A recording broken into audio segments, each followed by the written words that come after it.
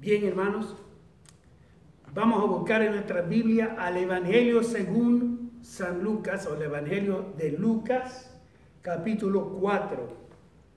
Vamos a hablar acerca de Lucas, capítulo 4. Y hay 4 versículos que queremos leer, o 5 versículos, mejor dicho, que queremos leer en este día. Y es acerca del relato de Jesús cuando llegó a Nazaret. Y vamos a orar delante de Dios para que sea Dios el que nos hable en esta hora. Padre bueno, Señor, en esta hora venimos delante de ti, te glorificamos y te bendecimos. Y Señor, oh Dios, pedimos espíritu de entendimiento y la unción que nos enseñará todas las cosas. Señor, porque, Señor, esa misma unción que está sobre nosotros, que está dentro de nosotros, que mora dentro de nosotros, hará que nosotros podamos, Señor, entender muchas más cosas que podamos, Señor, oh Dios, recibir a través de un maestro. Señor, oh Dios, unge, Señor, mis labios y unge los oídos de cada oyente. En el nombre de Jesús te damos y te lo pedimos. Amén y amén. Dice así, hablando Lucas, el relato de Jesús cuando fue a visitar su lugar de donde él creció. Dice así la palabra del Señor. Comenzando con el versículo 17, estoy leyendo de la Biblia Las Américas, dice, le dieron el libro del profeta Isaías y abriendo el libro, halló el lugar donde estaba escrito, el Espíritu del Señor está sobre mí, porque me ha ungido para anunciar el Evangelio a los pobres. Me ha enviado para proclamar libertad a los cautivos y la recuperación de la vista a los ciegos, para poner en libertad a los oprimidos, para proclamar el año favorable del Señor. Cerrando el libro, lo devolvió al asistente y se sentó. Y los ojos de todos en la sinagoga estaban fijos en él. Y comenzó a decirles, hoy se ha cumplido esta escritura que habéis oído. Gloria a Dios. Dile a la mano que está a su lado y dile, el Espíritu del Señor está sobre mí. El Espíritu del Señor está sobre mí. Déjame decirte una cosa. Jesús llegó al sitio donde él se crió. No nació en Nazaret. Él llegó a aquel lugar. Y según el costumbre, ¿qué era el costumbre? Que el sábado. ¿Cuándo era el sábado? El sábado comenzaba el viernes al anochecer. El sábado seguía de viernes anochecer hasta el anochecer del día sábado. Estaba en la sinagoga, se fue a la sinagoga. Y hay una sinagoga aquí en Bowling Green, para los que no saben. Hay un tabernáculo aquí en Bowling Green, una sinagoga de hebreos.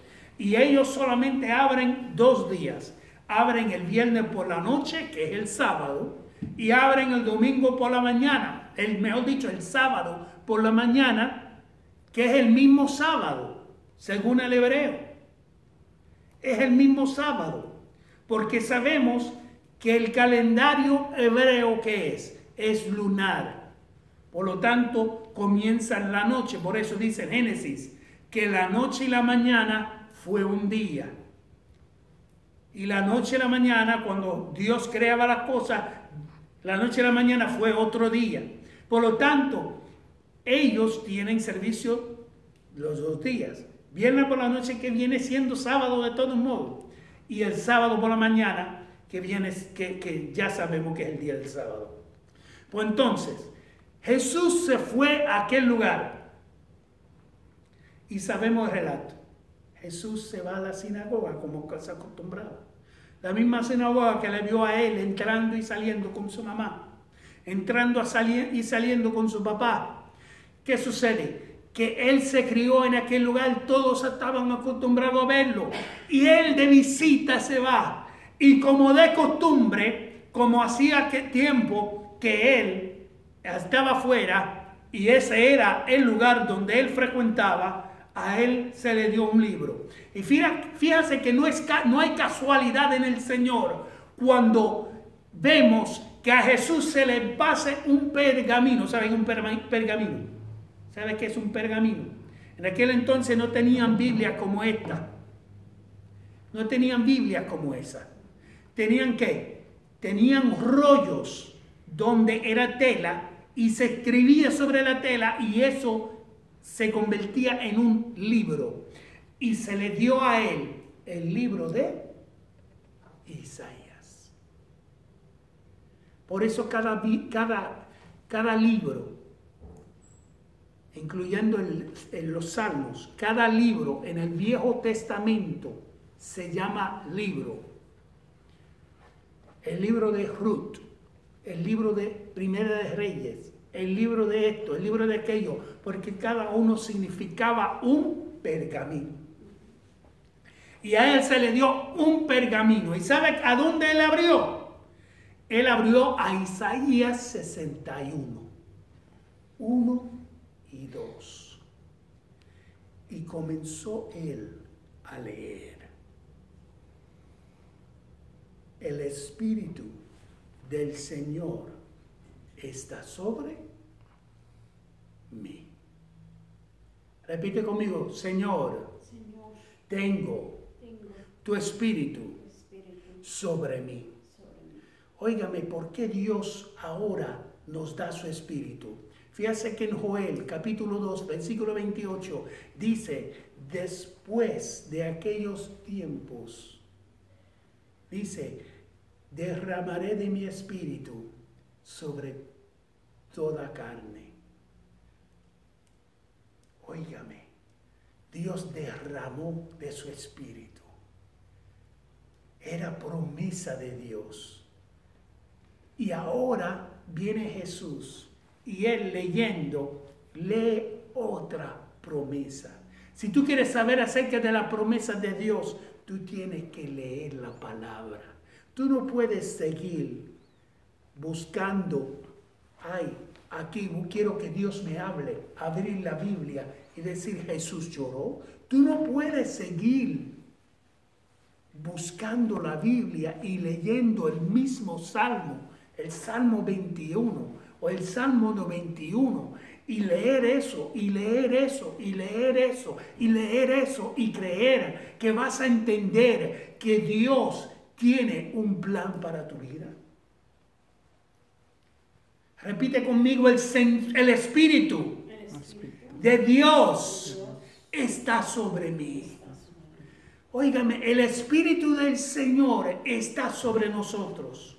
¿Para qué está sobre nosotros? Para nosotros tirar al que está a nuestro lado. Está sobre nosotros para nosotros proclamar cuánto pecado hay en este mundo. Está sobre nosotros para nosotros decir a la gente que van a ir al infierno. Está sobre nosotros para nosotros decir cosas que Dios ni tan siquiera dice en esta promesa. ¿Qué dice el Señor?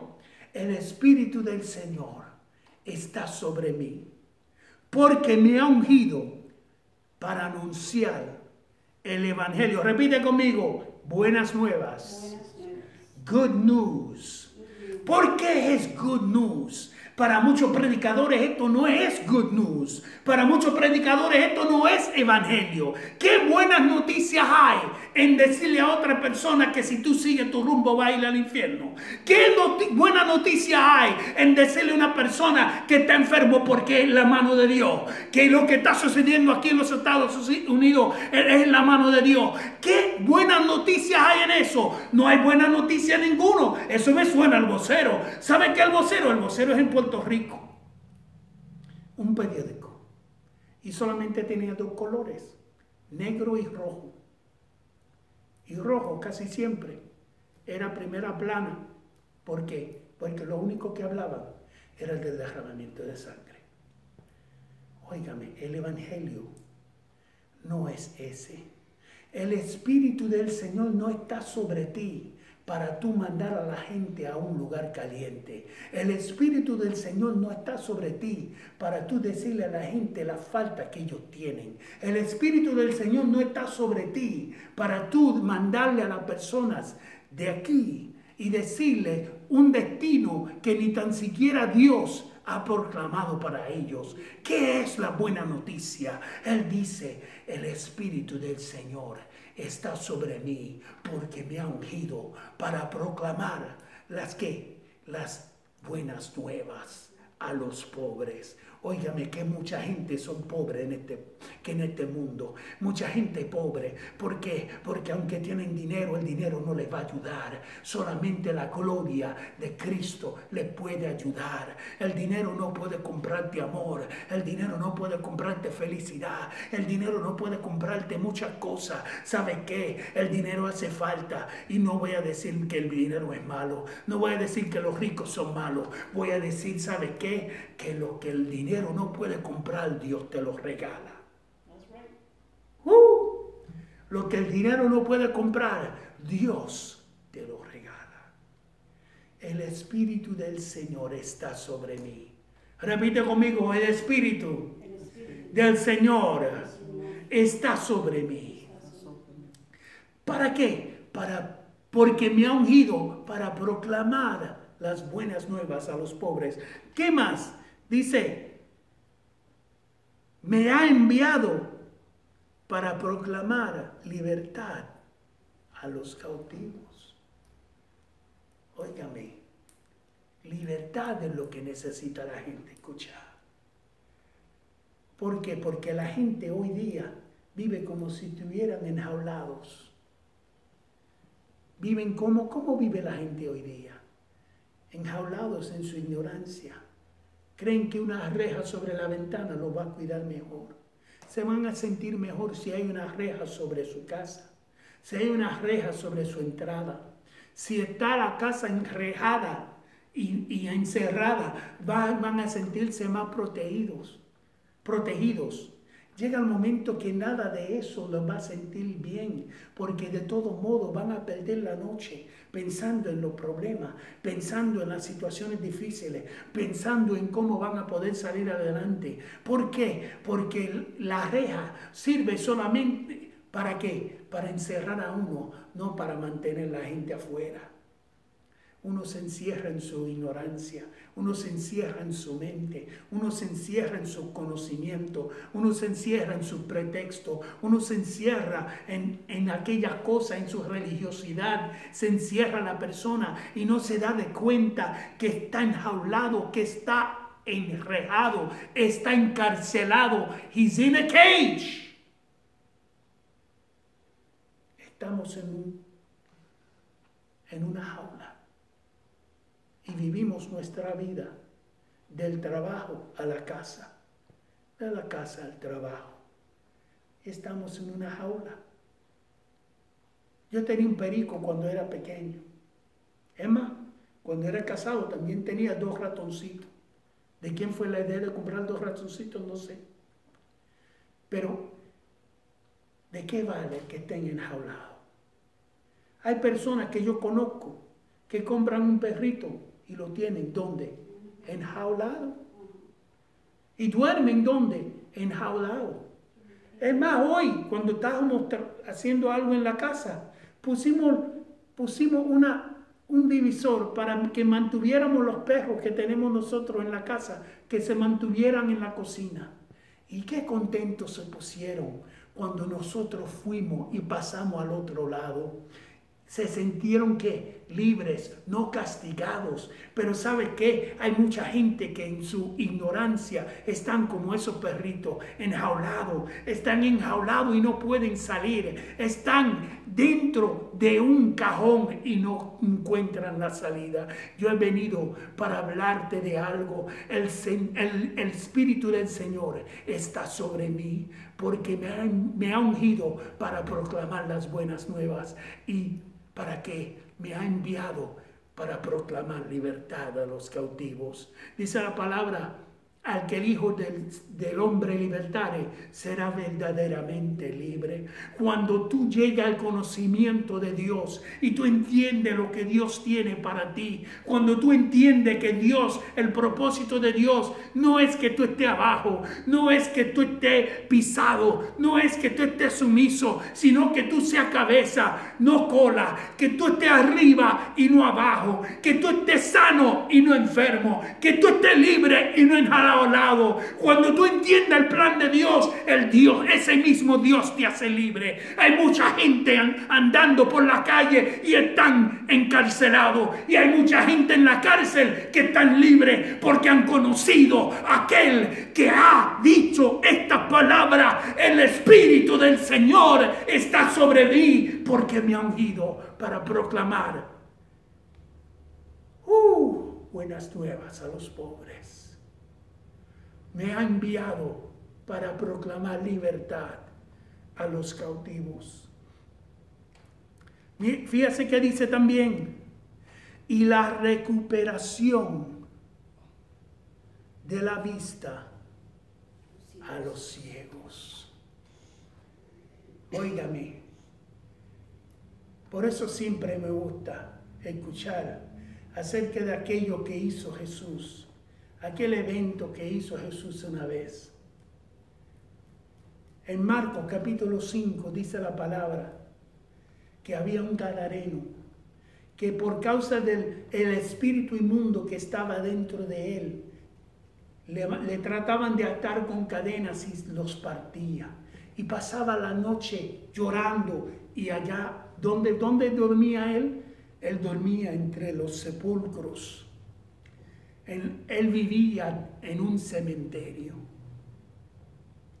Óigame, y cuando Jesús lo libertó, cuando Jesús se encontró con él, que él, por la soberanía que había sobre de Jesús, la soberanía de Dios en la persona de Jesús, cuando lo vio de lejos, fue corriendo hacia él y se arrodilló.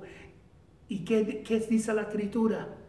¿Qué tiene que hacer con nosotros? ¿Por qué has venido antes de tiempo para castigarlo? Tú eres el Cristo. Y él lo mandaba a callar, y después le dijo, ¿qué? Le dijo, ¿cuál es tu nombre? Y le dijo, soy Legión, porque somos muchos. Y después les rogaban diciendo, no nos eche de aquí, sino ves más allá un hato de cerdos, permita que podamos ir allá. Y lo permitió Jesús y se fueron. Y ese hato de cerdos fue corriendo hacia un precipicio de agua. Allí se cayeron en el agua y se ahogaron todos. Y dice la Escritura que aquel hombre quedó cuerdo, quedó en su mente cabal, quedó normal y agradecido de Dios de haberse quedado libre. Dice la Escritura que le dijo estas palabras.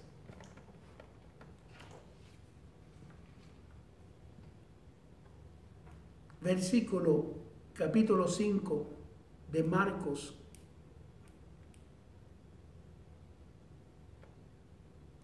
Versículo 18 dice, al entrar en la barca, el que había estado endemoniado le rogaba que lo dejara acompañarle. Óigame, cuando tú quedas libre, tú lo que quieres es seguir a Jesús. Tú lo que quieres es estar 24/7 en la presencia de Dios. Cuando tú entiendes lo grande que es Dios y que te ha libertado y te ha dejado libre, tú lo que quieres es estar en su presencia 24/7. Como dijo el salmista, una cosa he demandado al Señor y esta buscaré, que esté yo en la casa del Señor todos los días de mi vida para contemplar la hermosura del Señor e inquirir en su santo templo. Tú lo que quieres es estar 24/7 en la presencia de Dios. Tú lo que quieres es estar escuchando escuchando la palabra de Jesús. Tú no quieres estar en la cocina como Marta, tú quieres estar a los pies como María. Tú lo que quieres estar presenciando cada palabra que emite de su boca. Tú quieres perderte en su mirada. Tú lo que quieres estar ahí. Y así quería este hombre. Pero mira la respuesta que le da el Señor, versículo 19. Dice, pero Jesús no se lo permitió, sino que le dijo, vete a tu casa, a los tuyos, y cuéntales cuán grandes cosas el Señor ha hecho por ti, y cómo tuvo misericordia de ti. Y fíjate que dice el versículo 20. Dice, y él se fue y empezó a proclamar en Decápolis cuán grandes cosas Jesús había hecho por él. Y todos se quedaban maravillados. Óigame, el evangelio es muy diferente a como lo pintan muchas personas. El evangelio no es rasparle la verdad a la gente. En las buenas noticias no es rasparle la verdad. Claro, uno le tiene que decir la verdad. Uno tiene que hablar la verdad. Uno tiene que proclamar la verdad.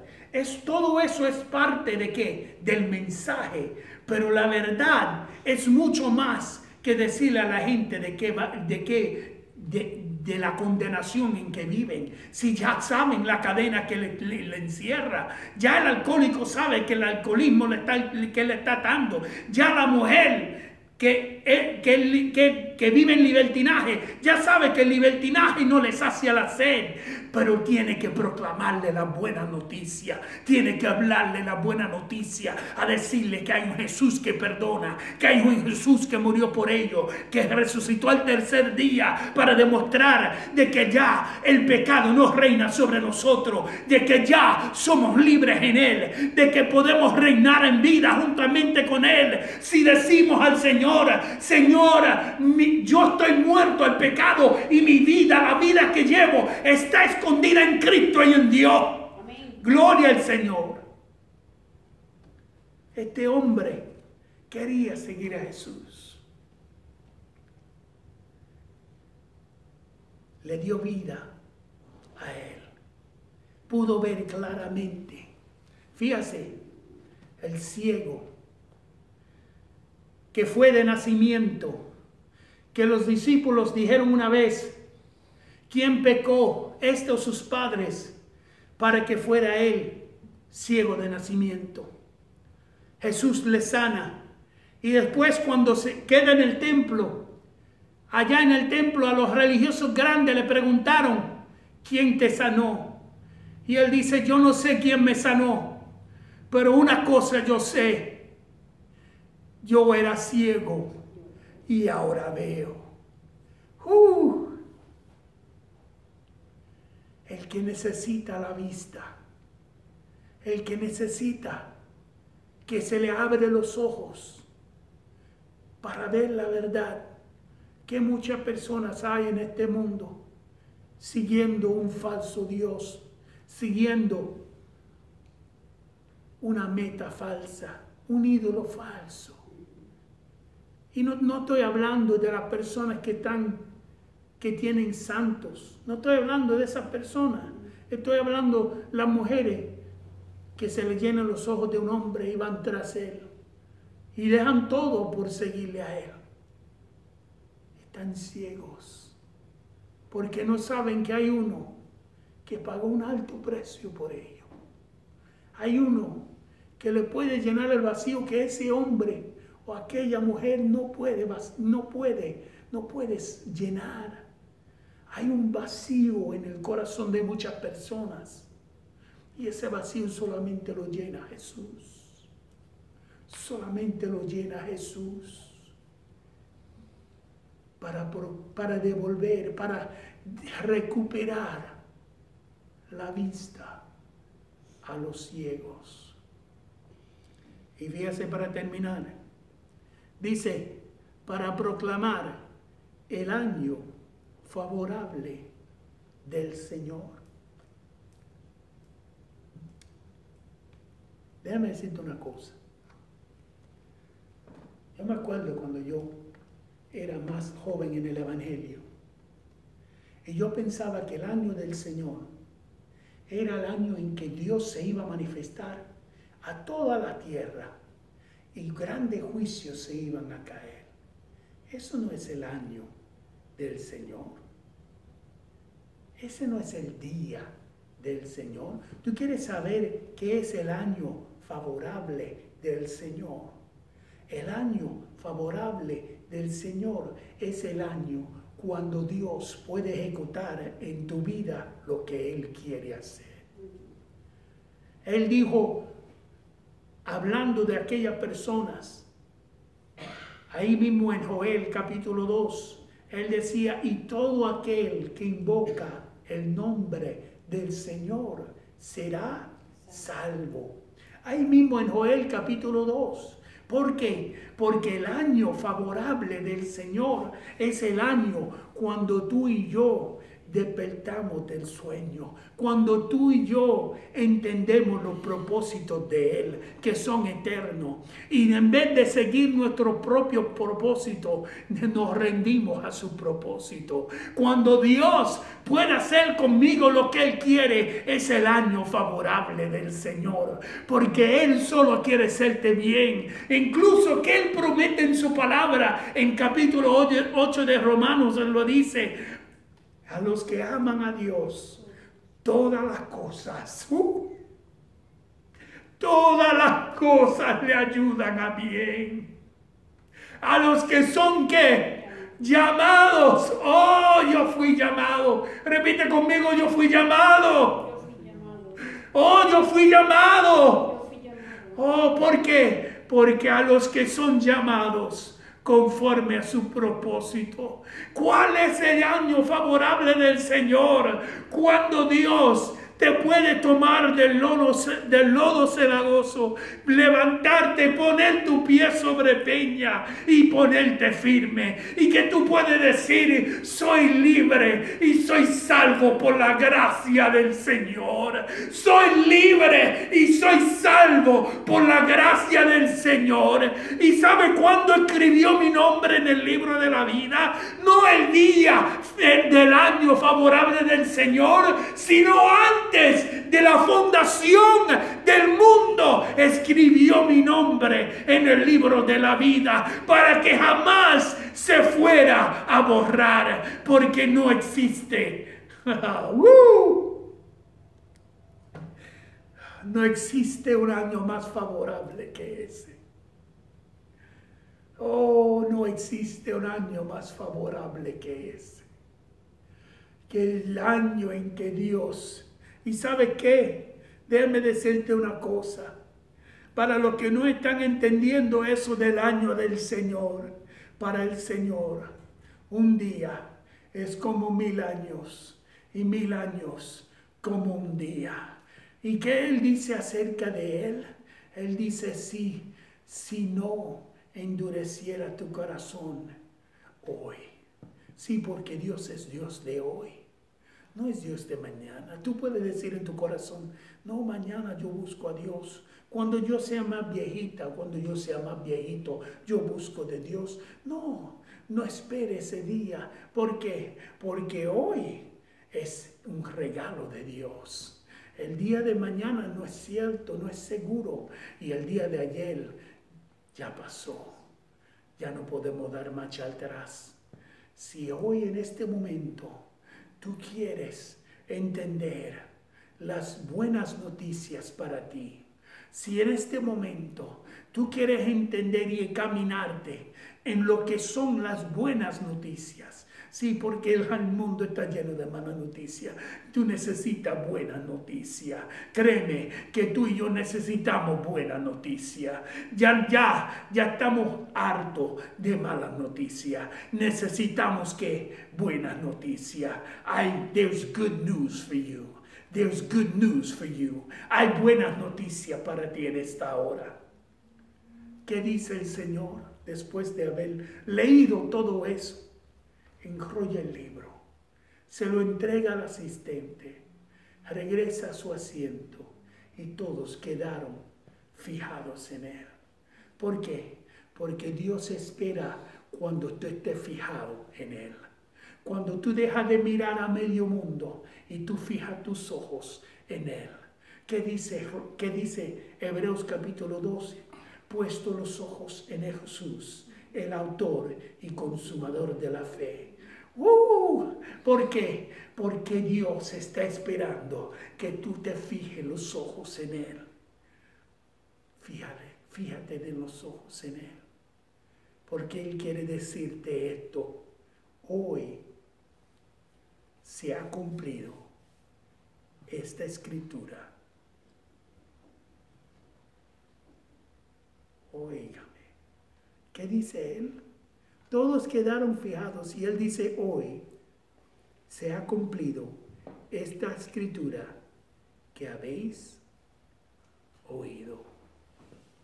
En esta hora quiero hacer una oración por ti. Hoy puede ser cumplida esta palabra en tu vida. Hoy el Espíritu del Señor puede estar sobre ti. Cierra los ojos conmigo. Vamos a hablar con Dios. Repite conmigo, Señor, en esta hora yo recibo esta palabra. Es para mí, Señor. Y como tu palabra que sale de tu boca no tornará atrás vacía, sino cumplirá el propósito por el cual fue enviado. Yo recibo esta palabra para mí, porque el Espíritu del Señor está sobre mí, para que yo pueda proclamar las buenas nuevas a los pobres, que yo puedo ser enviado, que yo pueda ser enviado para proclamar libertad a los cautivos y la recuperación de la vista a los ciegos, que yo puedo proclamar libertad a los oprimidos y anunciar el año favorable del Señor. Gracias, Señor. Lo recibo en esta hora. Lo hago mío en esta hora. Mi vida desde este momento en adelante ha de cambiar, porque el Espíritu del Señor está sobre mí, en el nombre de Jesús. Amén.